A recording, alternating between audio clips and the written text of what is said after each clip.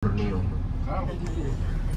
Sempurna ya, Borneo, Kalimantan, Banjarmasin. Alhamdulillah pagi ini kita dapat berkumpul dalam bahasa ini akan melakukan program kita lawatan sekitar Bumi Mekah, tempat bersejarah yang sampai saat ini masih ada. Saya mau bertanya nih dengan jemaah, sudah sarapan semua? Sudah. Alhamdulillah. Ada sarapan. Maksud itu alhamdulillah Pak. Yang penting sudah sarapan semua. Dan alhamdulillah yang mana pada hari ini hari yang ke-8 nih kita hidup di sini. Ketiga keempat. Hari ke-8 di Mekah. ya hari ke-3. Hari ketiga. Alhamdulillah kita duduk di Mekah hari yang ketiga. Jadi alhamdulillah kita ini bersama daripada Corona dengan Ustaz Yunus, alhamdulillah. Dan jemaah yang ada ini katanya daripada airport sampai ke Madinah senantiasa alhamdulillah dalam keadaan tepat waktu, mau lawatan tepat waktu. Di sini pun alhamdulillah tepat waktu. 7:30 dibagi Ustaz Yunus, alhamdulillah semua ada di sini. Kalau jemaah-jemaah yang lalu tuh 7:30, 8 dia baru ada. Ini alhamdulillah. Insyaallah. Luar biasa. Ini siapa dulu yang bawa adatnya? Dulu saya, alhamdulillah. Dan alhamdulillah sekarang kita menemui musim sejuk di Madinah dan Mekah. Macam mana di zaman dulu atau Rasulullah SAW senantiasa menjumpai musim macam ini. Dalam baik dalam duduk di tempat kawasan Makkah ini ataupun di Madinah, baik dalam bermusafir ataupun tidak. Dalam Quran disebutkan ila bi Quraisyin ila bihim rihlatas syita wa sayf. Rasulullah waktu syita kadang-kadang rihlah berjalan daripada Makkah ke Madinah. Waktu musim panas juga sama Rasulullah SAW. Jadi maknanya Rasulullah itu senantiasa merasakan panas dan sejuk dirasakan oleh baginda Rasulullah SAW. Kita sekarang musim sejuk saja merasakan nih, panas belum lagi. Tapi mungkin sudah ada yang pernah pergi dulu kan? Sudah. Musim panas, bagaimana panasnya di kota Mekah sini? Berapa derajat Celcius panasnya di Mekah ini kan? Sampai 60 derajat Celcius panasnya. Musim sejuk di sini di Mekah tidak sejuk sangat. Alhamdulillah, tetapi kalau di Madinah sejuk sangat luar biasa. Dan alhamdulillah sekarang kita melalui yang disebut dengan Jabal Abi Qubais sebelah kanan kita, sebelah kiri kita nih. Sebelah kiri kan? Sana Raja di Jabal Abi Qubais namanya nih. Yang mana Jabal Abi Qubais ini salah satu tempat di mana menurut riwayat mengatakan Nabi Ibrahim memanggil kita untuk datang ke Makkah ini. Nabi Ibrahim itu memanggil kita untuk datang ke sini. Jadi alhamdulillah sesiapa yang menyahut panggilan tersebut dia akan dapat datang ke Makkah baik melalui ibadah haji ataupun ibadah umrah, alhamdulillah. Dan tempat ini juga menjadi salah satu cerita dari zaman dulu. Apa ceritanya? Yang mana Rasulullah SAW di zaman dulu dakwah di kota Makkah sini dalam keadaan susah payah. Yang mana dakwah Rasulullah di akhir dakwah atau Rasulullah SAW diasingkan di Syekh Bani Hashim, Syekh Bani Muttalib di sebelah bukit nih, sebelah bukitnya. Di sana ada Maulid Nabi. Dan di sini tempatnya, kawasan ini tempatnya tempat di mana keluarga Sayyidah Khadijah di zaman dulu mengantar makanan. Untuk siapa? Untuk Rasulullah dan keluarga dan Bani Hashim dan Bani Muttalib. Kenapa diantar makanan daripada sini bukan daripada sana? Karena di sana Rasulullah SAW dikisar, dikepung, tidak boleh keluar daripada tempat itu. Berapa tahun? 3 tahun. Kita corona saja nih, mungkin ini 2 tahun saja sudah banyak mengeluh sudah tahu. Benar kata? Benar. Yang punya bisnisnya di sini Makkah Madinah, siwa hotel apa semua dapat. Sekarang semua nama ganti, nama hotel diganti semua. Kenapa? Karena tidak dapat bayar lagi. Banyak kedai-kedai di sini orang Yaman, orang-orang mana yang siwa kedai di Madinah Makkah dan dapat bayar siwa malah terhutang. Berapa hutangnya saya dengar ada yang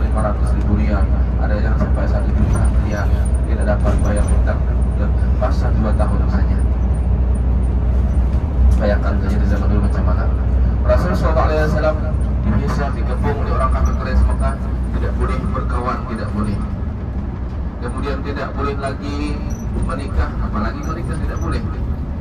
Tidak boleh berniaga, perniagaan mana macam mana di zaman dulu Sayyidah Khadijah dengan orang-orang Makkah sini berniaga ke negeri Syam. Dan keluarga Rasulullah itu tidak dapat pergi ke negeri Syam. Kenapa? Karena di embargo besar dikepung di situ, tidak boleh keluar daripada tempat itu. Apa namanya tadi? Tempat Syekh Bani Hashim dan Syekh Bani Muttalib, Syekh Amir namanya di sana. Yang di sana Rasulullah SAW pernah tidak ada makanan lagi. Siapa yang mengantar makanan? Abul Bakhtari namanya. Abul Bakhtari. Dalam hadis disebutkan Abul Bakhtari ini dia datang membawa makanan dengan untanya. Daripada mana? Daripada dekat Ka'bah atau karena daripada dekat Bukit Safa Marwah itu dekat dengan tempat perkampungan Rasulullah kan, Bani Hashim dan Bani Muttalib atau. Kenapa tidak dimenangkan di sana? Karena tadi orang-orang kafir menjaganya. Jadi Abul Bakhtari ini mengantar makanan kepada Rasulullah SAW daripada arah istana raja tadi nih, namanya Jadsud Hajat adalah Hajat kan, yang Brunei punya kan, Darussalam Hajat sana. Jadi di sana Rasulullah SAW ini diantar makanan oleh seorang kafir tadi yang namanya Abul Bakhtari dengan mengendarai unta tadi. Unta dimasukkan makanan semua tuh. Kemudian dia pukul unta itu, kemudian dia berjalan ke sebelah sana. Berjalan ke sebelah sampai makanan itu kepada Rasulullah SAW. Berapa tahun tadi? 3 tahun. 3 tahun namanya. Malah pernah ketahuan oleh Abu Jahal. Kata Abu Jahal, Abul Bakhtari, kemana kau tuh? Saya bawa unta nih, kata Abul Bakhtari, kemana? Pasti mengantari Muhammad ke makanan nih. Kata Abu Jahal. Terserah saya, unta saya katanya kan. Makanan saya terserah saja. Kemudian kelahi di sana Abu Jahal dengan Abu Bakhtari. Kalah Abu Jahal, kelahi dengan Abu Bakhtari tadi diantar makanan di sana. Sampailah waktu itu musim tidak ada apa-apa, makanan habis, semua habis. Apa yang dimakan Rasulullah SAW? Daun-daunan dan kulit kayu kering. Kita pernah makan kulit kayu kering? Pernah. Kulit cinnamon. Kulit kayu manis cinnamon. Tapi coba Rasulullah juga kan, kalau kayu manis biasanya untuk rempah kan, jadi makan mie tuh. Pernah dimakan? Jadi dimakan. Pernah. Ambil rasa. Daun-daunan dimakan nggak? Daun pernah. Daun pucuk ubi. Kangkung. Rasulullah dulu kalau makan kangkung, anda. Kita Rasulullah SAW korban Rasulullah dengan Sayyidah Khadijah. Dan sampai Sayyidah Khadijah di akhir hayatnya meninggal di tempat itu tadi. Apa namanya tadi? Syekh Bani Hashim dan Syekh Bani Muttalib yang disebut dengan Syekh Amir tadi. Dan Sayyidah Khadijah meninggal di tempat itu. Kemudian dibawa oleh Rasulullah ke kuburan Ma'la. Kemudian dikuburkan Rasulullah SAW di kuburan Ma'la tersebut. Dan alhamdulillah yang mana pertama dakwah Rasulullah SAW di kota Mekah ini pada tahun 3 kenabian sampai tahun ke-6 kenabian. 3 kenabian Rasulullah dakwah secara sembunyi-sembunyi. Wa anzir asyiratakan aqrabin. Rasulullah ini diperintahkan oleh Allah Subhanahu wa taala untuk mengajak keluarga yang terdekat dulu, al-aqrabin. Al-aqrab yang dekat-dekat dulu kan diajak untuk apa? Untuk mentauhidkan orang-orang Mekah sini. Yang mana di zaman dulu di Mekah ini semua kebanyakan orang menyebutkan Allah Subhanahu wa taala. Setelah mereka tawaf, mereka menyembah berhala. Dulunya berapa? 360 berhala kalau tidak salah. Ada Hubal. Ada Hubal, ada Manat, ada apa lagi? Lupa sama. Ada Uzza, Lata. ada Lata, nama-nama artinya nih. Nama-nama daripada berhala tersebut. Yang mana berhala itu dibuat oleh orang-orang yang kampung sini, misalnya kan Taif, apa namanya? Ada namanya Uzza kalau tidak salah. Sana. Dan macam-macam berhala diletakkan di Ka'bah itu. Dan ada orang yang pertama kali jadi berhala, siapa? Namanya orang Yaman, kemudian Dia bercinta di Yaman, tapi cintanya tidak direstui oleh orang tuanya. Kemudian berjumpa di Mekah, kemudian bercinta di bawah payung Ka'bah. Di situ dan berbuat tidak baik di dekat Ka'bah itu kemudian jadikan Allah Subhanahu wa taala menjadi batu, patung batu namanya kalau tidak salah apa yang sebut namanya? Nabelah. Nabelah. Ya, bagus Namanya apa? Jadi tempat itu tadi karena berbuat tidak baik di kota Mekah, maka dia menjadi patung, menjadi batu. Ada dua berhala di situ. Bukan suami istri nih. Kan. Orang yang berpacaran saja kan. Yang boleh terjadi sesuatu hal yang tidak bagus dekat Ka'bah itu, maka menjadi patung di situ. Kemudian itulah diletakkan pertama kali di Bukit Safa dan Marwah. Untuk apa? Menjadi peringatan. Jangan sampai di Mekah mengerjakan sesuatu yang tidak bagus. Maka Allah Ta'ala langsung menjadikan orang itu jadi batu. Kemudian diletakkan di Bukit Safa dan Marwah. Akhirnya ternyata didekatkan ke Ka'bah. Kemudian yang lain juga ikut membuat berhala tadi. Yang kemudian berhala itu dibawa daripada negeri Syam katanya di zaman dulu atau namanya Hubal. Berhalanya atau yang pertama kali dibawa daripada perkampungan yang jauh. Siapa yang bawa? Namanya Amr bin Luhai. Amr bin Luhai yang pertama kali membawa berhala itu ke Mekah ini. Dan itulah yang mana di zaman dulu pertama kali menjadi pemimpin setelah daripada keturunan Nabi Ismail alaihissalam, yang mana zaman dulu keturunan Nabi Ismail alaihissalam itu mentauhid Allah Subhanahu wa taala semuanya, tidak ada menyekutukan Allah Subhanahu wa taala. Karena Nabi Ibrahim beragama Islam, karena Ibrahim hanifan musliman, agama Islam semua Nabi Ibrahim. Sampailah kepada Nabi Ismail alaihissalam, kepada turun-temurun kemudian Mekah diserang oleh Amr bin Luhai, kemudian dikuasai oleh Amr bin Luhai. Kemudian inilah pertama kali untuk orang yang menyekutukan Allah Subhanahu wa taala. Karena apa? Karena dia memerintahkan orang-orang yang datang ke Mekah tawaf kemudian menyembah berhala tadi, namanya Amr bin Luhai. Kemudian di masa Rasulullah SAW lahir, kemudian diangkat jadi Nabi dan Rasul, berdakwah di kota Mekah sini. Kemudian di masa itu pula Rasulullah SAW dakwah secara rahasia, secara sembunyi-sembunyi. Dan di masa itu pula 3 tahun secara sembunyi-sembunyi, kemudian 3 tahun ke depan secara terang-terangan, yang disebutkan dalam Al-Quran pasda bima tu'mar. Jadi di kala itu Rasulullah diperintahkan untuk dakwah secara terang-terangan. Maka di kala itulah orang-orang kafir Quraisy Mekah begitu marah kepada Rasulullah SAW, mau menyalahi apa yang dibuat oleh nenek moyang mereka kan? Nenek moyang siapa? Ya Amr bin Luhai tadi. Yang dibuat tadi menyembah berhala, tawaf sa'i. Mereka pergi haji juga, pergi haji tawaf, tapi semua menyekutukan Allah Subhanahu wa taala. Bukan labbaik Allahumma labbaik, tapi labbaik Allahumma labbaik, tapi bukan labbaik yang la syarika laka labbaik. Setelah Rasulullah ada, kemudian la syarika laka labbaik, tidak ada sekutu bagimu ya Allah. Karena tawaf itu hanya tawaf saja karena Allah, bukan karena berhala tersebut di zaman dulu. Kemudian setelah dakwah tadi, marah Abu Jahal dan dengan orang-orang kafir Quraisy Mekah ini. Setelah marah, mereka merencanakan untuk membunuh Rasulullah SAW. Pertama kali ditawarkan kepada Rasulullah dulu. Apa tawarannya? Pangkat jabatan. Wahai Muhammad, ternyata kalau engkau mau jadi orang berpangkat, kami akan berikan jadikan engkau jadi berpangkat di Mekah ini. Kalau engkau mau wanita cantik, pilih yang mana engkau mau, ambil saja, kawin saja, nikahi saja, kawin saja. Kalau engkau mau harta, kami akan berikan harta seisi Mekah ini untuk asalkan jangan dakwah di Mekah ini. Tawarannya macam mana? Menggiurkan luar biasa. Siapa yang tidak mau pangkat, jabatan, harta berlimpah ruah, wanita dan lain sebagainya diserahkan untuk Rasulullah? Siapa yang tidak mau? Kalau iman tidak ada, hilang jadinya. Oh tidak, kalau tidak hilang hilang itu jangan iman. Tapi Rasulullah SAW disuruh oleh Allah Subhanahu wa taala untuk mentauhid ke orang Mekah sini.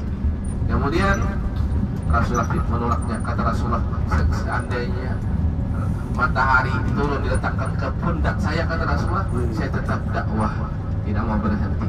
Maka oleh sebab itu orang-orang kafir Quraisy Mekah merencanakan untuk membunuh Rasulullah SAW. Pilih pada masa itu daripada suku selain daripada suku Bani Muttalib dan Bani Hashim. Kemudian Rasulullah SAW pada malam itu direncanakan mau ditangkap dan dipancung oleh Rasulullah SAW. Sudah siap nih, ahli tangkap nih. Kalau sekarang apa namanya, yang ahli macam-macam itu, Ya, komando lah, komando, ahli penculikan nih, diculik atau diculik, ditangkap, dibunuh langsung. Nah ini misi mereka untuk menangkap Rasulullah SAW. Tapi Allah Ta'ala tidak tinggal diam dengan seorang kekasihnya. Rasulullah makhluk yang terbaik, makhluk Allah Ta'ala yang paling dicintai Allah Subhanahu wa Ta'ala. Tidak ada satu nama Allah Subhanahu wa Ta'ala kecuali disertakan nama Rasulullah SAW dalam azan asyhadu an la ilaha illallah wa asyhadu anna Muhammadar Rasulullah, dalam syahadat asyhadu an la ilaha illallah wa asyhadu anna Muhammadar Rasulullah. Manusia yang paling sempurna, tidak ada yang sempurna sesempurna Rasulullah SAW. Manusia yang dicintai oleh Allah Subhanahu wa Ta'ala. Dalam hadis qudsi disebutkan laulaka ma khalaqtul aflaq. Ya Rasulullah, ya Muhammad, jika aku tidak cinta dengan engkau, saya akan tidak menciptakan seluruh dunia terkecuali engkau saya ciptakan dulu. Laulaka ma khalaqtul aflaq. Jika tidak engkau ya Rasulullah, tidak akan ciptakan semua surga neraka Makkah Madinah, tidak ada dulu kan. Kalau tidak ada Rasulullah SAW, maka Rasulullah SAW adalah seorang yang terpilih dan dipilih Allah Subhanahu wa Ta'ala untuk dakwah di kota Makkah ini. Lahir di kota Makkah Rasulullah SAW, kemudian dakwah di kota Makkah, banyak tantangan-rintangan yang dihadapi Rasulullah SAW. Rasulullah dinodai oleh orang kafir Quraisy setiap mau ke masjid. Kita pernahkah macam-macam? Pernah dinodai orang? Tidak pernah. Pernah dilontar orang dengan batu sampai berdarah? Najis unta. Tidak pernah. Apalagi? Najis unta. Pernah diletakkan najis unta di belakang sini? Tidak pernah. Dibersihkan. Rasulullah semua itu dirasakan oleh baginda Rasulullah SAW. Macam mana pengorbanan Rasulullah di zaman dulu ada. Rasulullah marahkah? Tidak. Sabar. Tapi ada satu doa Rasulullah SAW ketika diletakkan unta oleh Umayyah bin Khalaf namanya. Umayyah bin Khalaf, Abi Umayyah bin Khalaf ini meletakkan pergi unta di pundak Rasulullah waktu sujud. Karena disuruh oleh Abu Jahal waktu itu. Setelah diletakkan di pundak Rasulullah waktu sujud, dia dapat bangun Rasulullah SAW. Menangis anak Rasulullah Sayyidah Fatimah melihat ayahnya diletakkan pergi unta kotoran unta itu di belakang. Menangis luar biasa. Ditarik oleh Sayyidah Fatimah. Sayyidah Fatimah berumur 6 tahun saja tuh, 6 tahun 7 tahunan. Kemudian sampailah perkulit unta itu turun, kemudian Rasulullah pun bangun. Apa doa Rasulullah? Allahumma alaika, kata Rasulullah, Umayyah bin Khalaf, kata Rasulullah. Allahumma alaika bin Khalid bin Mughirah. Allahumma alaika bin Uqbah bin siapa namanya? Uqbah bin Rabi'ah. Syaibah bin Rabi'ah. Kata Rasulullah, doa Rasulullah itu luar biasa. Setelah mendengarkan doa Rasulullah SAW tersebut, orang kafir Quraisy tadi terdiam semuanya. Kenapa? Karena Rasulullah SAW tidak mengatakan satu perkataan dan kecuali doanya tempat benar apa yang diucapkan Rasulullah itu. Maka sudah ketakutannya orang-orang Mekah waktu Rasulullah berdoa seperti itu tadi. Kemana kita nih? Macam lama sudah. Kemudian yang mana setelah mendengarkan doa Rasulullah SAW, ya Allah, kata Rasulullah, ini saya serahkan orang yang meletakkan unta ini kepada saya ini, saya serahkan semua urusannya kepada engkau. Barangnya itu untuk Allah Subhanahu wa Ta'ala. Tapi lama juga doa Rasulullah itu diijabah beberapa tahun kemudian, baru setelah Rasulullah SAW hijrah ke Madinah, baru doa Rasulullah diijabah. Di mana? Di waktu peperangan Badar. Perang Badar itu mati semua orang yang menghina Rasulullah SAW atau yang meletakkan pergi unta. Di mana matinya? Di dalam Badar. Abu Jahal di mana matinya? Di dalam Badar. Dengan berkat tajamnya doa Rasulullah itu luar biasa. Kemudian Rasulullah SAW setelah dikelilingi rumah Rasulullah tadi di kota Mekah, tahu rumah Rasulullah kan enggak? Rumah Rasulullah di mana? di maktabah. Itu tempat lahir Rasulullah. Maktabah itu tempat lahir Rasulullah. Kemudian ada mungkin Safa Marwah. Di Marwah itu kalau kita keluar di pada Marwah itu ada tempat Tail. dekat jamban tuh. Ada Depan tail. jamban itu ada tempat kuasa tinggi lain daripada yang lain. Itu tempat rumah Rasulullah dengan Siti Khadijah Iya. di masa itu. Dan kemudian di masa itu pula rumah Rasulullah sudah dikelilingi orang kafir Quraisy Mekah. Mau ditangkap, mau dipancung kata Rasulullah SAW. Kemudian Rasulullah pun di ketika itu diperintah oleh Allah Subhanahu wa taala untuk hijrah ke Madinah.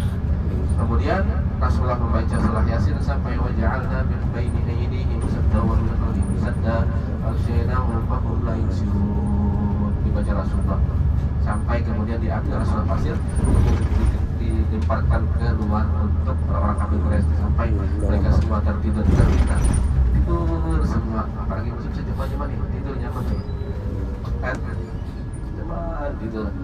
Kenapa sih pun tidur nyaman ya? Kenapa? Karena syok.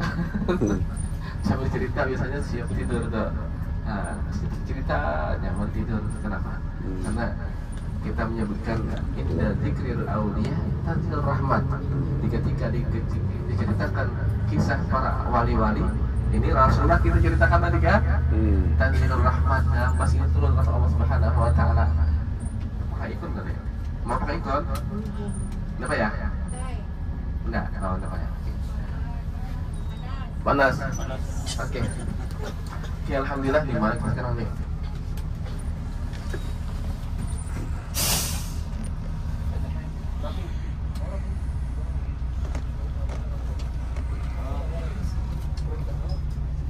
Oke, kita ke belakang sedikit. Boleh tolong sebentar sini. Kita bergambar di Jabal Sur ini sebelah kiri kita. Sebelah kiri kita ini. Nah, belakang ini. Belakang. Saya kiri. Sebelah kanan kita ini Jabal Sur nih. Ya, inilah yang disebut dengan Jabal Sur. Mana? Rasulullah SAW. Kebal. Naik. Nanti dah. Hati-hati na, nanti terkena tertinjak.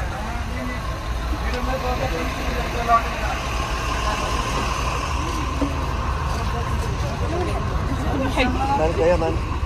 Tutup, mana mo tutup.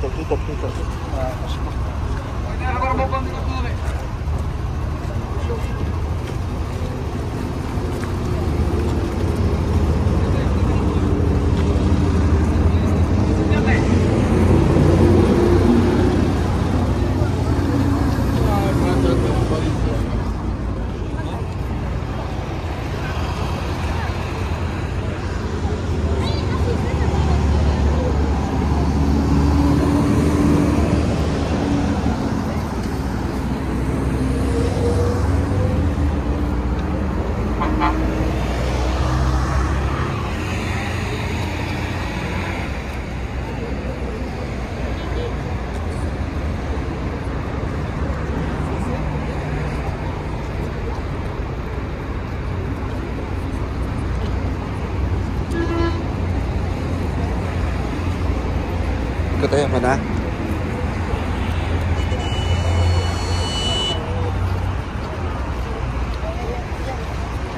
Man.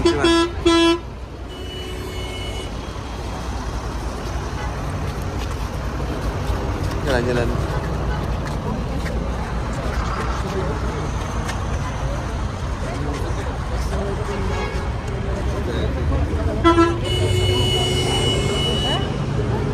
Hajar jalan.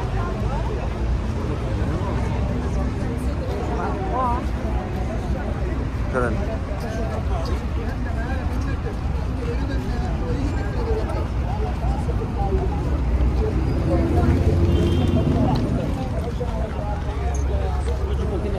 Man.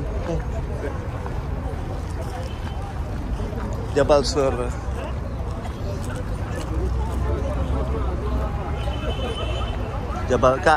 Kak Jabal Sur tak? Bukit Sur tempat Rasulullah bertapuk sebelum berjalan ke Madinah. Bersama Sina atau dalam mana ada gua nih? Bukan gua Hira sana. Ini tempat dia bertapuk. Kakinya kena patok. Ada sejarah dalam buku itu. Baca di kamar.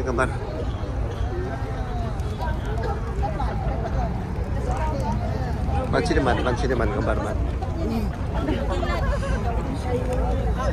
Ayah cakap angkat cendek, jangan dirit, angkat bang, angkat kan mah. Coba dia coba beliok di mana? Paham? Bukan masalah.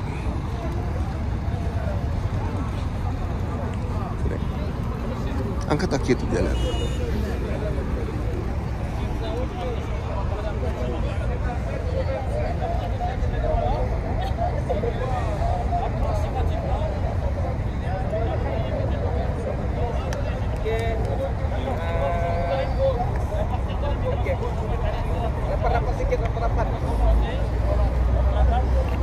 Dapatkan sap.